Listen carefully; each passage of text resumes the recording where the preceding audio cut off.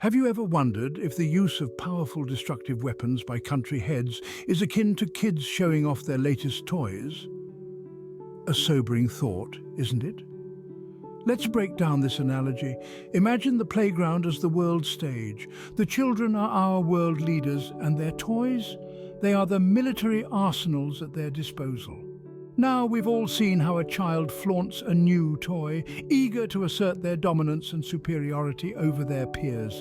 This is not too different from what we see in the global political arena. Just as kids engage in a constant competition for the biggest, shiniest toy, nations engage in an armaments race. This race, however, is not about harmless toys. It's about destructive weapons that have the potential to wipe out humanity. This race is driven by a concept known as hard power, the use of military and economic means to influence the behavior or interests of other political bodies. This hard power can be seen as a tool of intimidation. It's like a child threatening to smash another child's sandcastle with their new toy truck. The threat of destructive force is used to coerce, to control, to create fear. But is this the kind of world we want to live in? A world where the one with the most destructive toy dictates the rules of the playground? This misuse of hard power is not just unethical, but also dangerous. These weapons of destruction are not just tools of power play, but harbingers of potential devastation. They can cause irreversible damage to our planet and its inhabitants. And unlike a broken toy, the effects of these weapons cannot be easily fixed. So it's clear that these destructive weapons can become more of a threat than a protection. The obsession with these toys needs to be re-evaluated. After all, should the value of a nation be determined by the size of its arsenal or by the prosperity and well-being of its people? But what happens when these toys are put to use? What are the potential consequences? Imagine for a moment a playground turned into a battlefield. The sandbox, once a place for creative play, now a crater filled with the echoes of an explosion. This is the grim reality when destructive weapons are deployed. The devastating effects of such actions are far-reaching and often irreversible. Consider the profound loss of life. These weapons designed to obliterate do not discriminate. They wreak havoc on innocent lives, extinguishing the potential of a vibrant future for many in an instant. In the aftermath, families are torn apart, communities shattered, and entire generations lost in the blink of an eye. Now, let's not forget the environmental damage. The use of destructive weapons leaves an indelible scar on our planet. It contaminates the air we breathe, the water we drink, and the soil that nourishes us. This damage is not just for a season or a year. It persists for decades, even centuries, impacting wildlife, ecosystems, and biodiversity. Then there are the long-term health effects. Exposure to these weapons can cause a host of diseases and conditions. From cancer and birth defects to psychological trauma, the health implications are far-reaching and often passed down through generations. It's a heavy price to pay, one that extends well beyond the initial event. But the fallout is not just local. These actions disrupt the delicate equilibrium of world peace. They create tension and mistrust among nations, escalating conflicts and sparking a dangerous arms race. The international community, instead of working together for common goals, is pushed into corners of fear and defensiveness. These weapons, while designed as a deterrent, can easily become catalysts for global conflict. The desire to protect and defend can quickly turn into a destructive force, with consequences far beyond what any of us can imagine. It's a sobering thought, isn't it? So how can politicians and military officials act more responsibly? The answer is through diplomacy. Diplomacy is the cornerstone of any successful international relationship. It is the art of negotiation, of making compromises, and of reaching agreements that benefit all parties involved. It is a process that requires patience, understanding, and a willingness to see things from another's perspective. International negotiations and treaties play a crucial role in maintaining peace.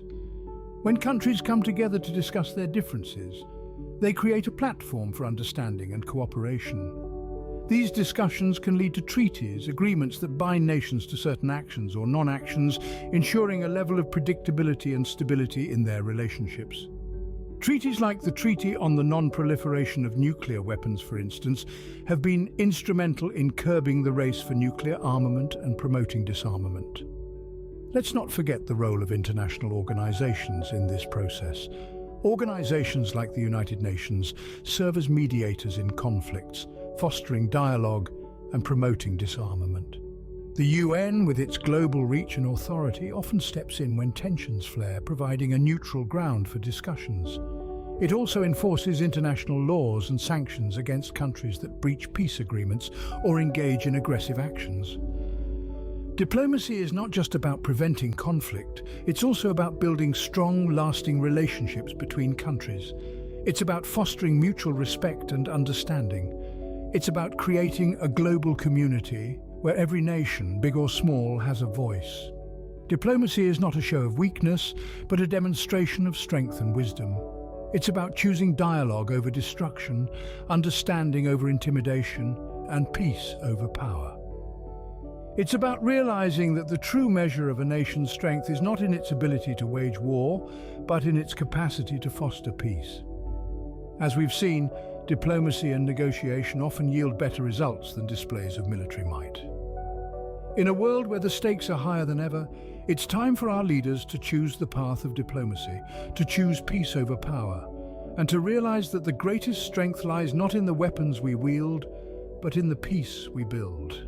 In a world so interconnected, why does cooperation between countries matter? Well, let's delve into that. Picture an orchestra.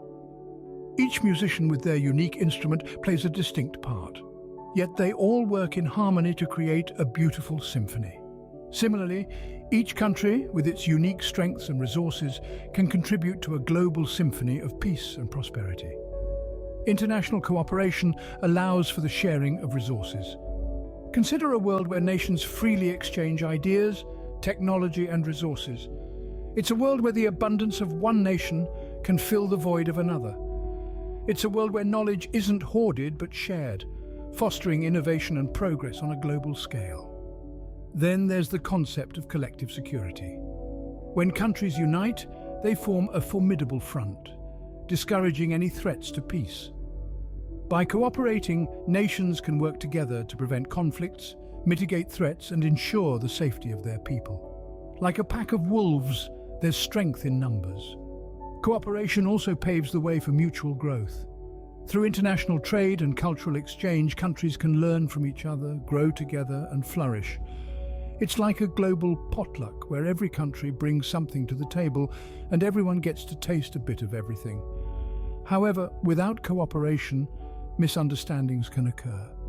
Misunderstandings can escalate, leading to conflicts that disrupt world peace. It's like a game of Chinese whispers. If the message isn't passed on correctly, it can lead to confusion and chaos. To avoid this, countries need to communicate, cooperate, and coordinate. It's about putting aside differences, finding common ground, and working towards a common goal. It's about understanding that in our interconnected world, we're not just neighbors, we're roommates sharing the same planetary home. So, in a world where the actions of one country can impact many others, cooperation is not just beneficial, it's essential.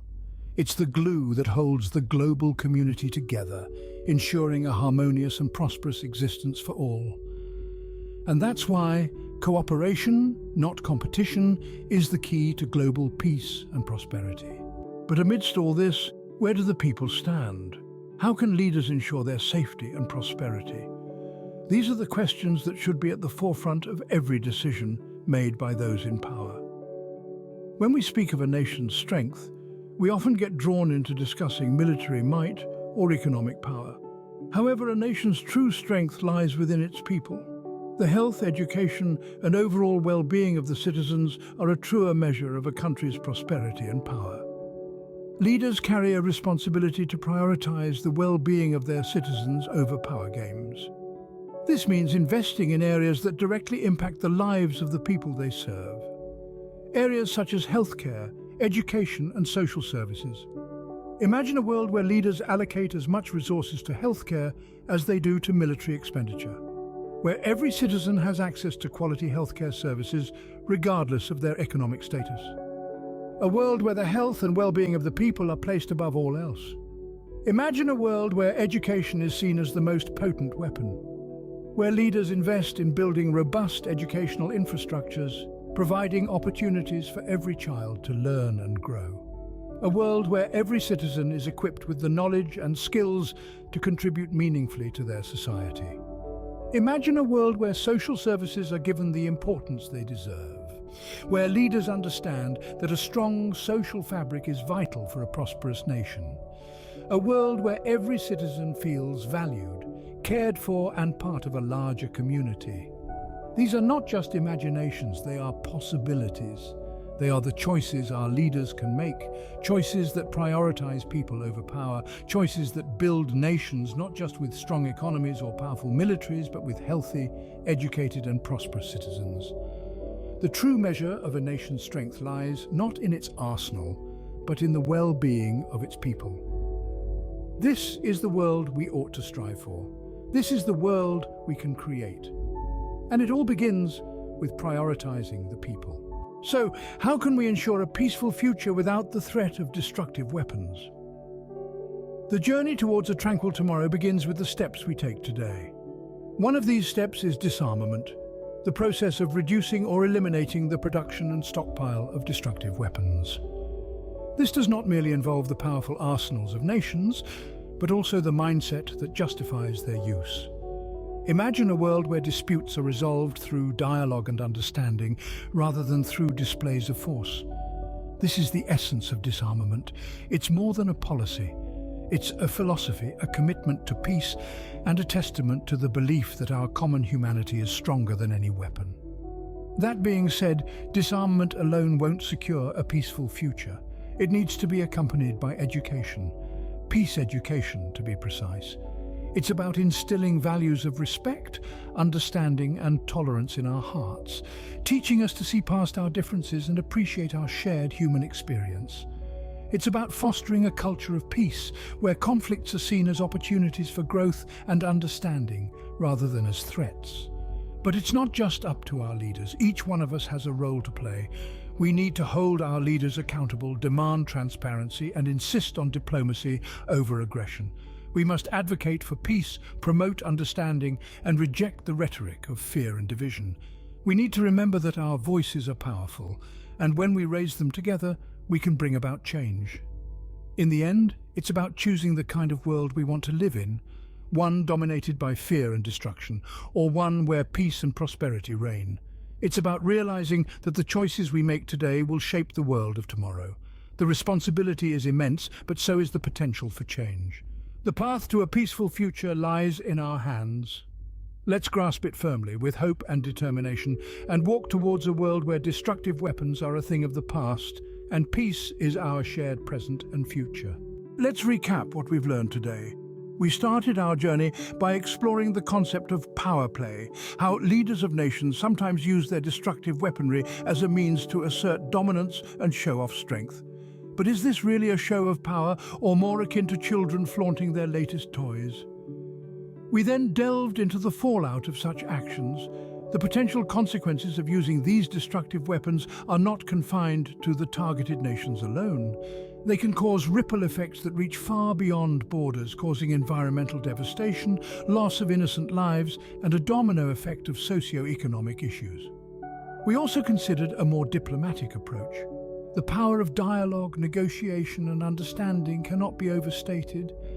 It's about putting down the toys and picking up the tools of diplomacy.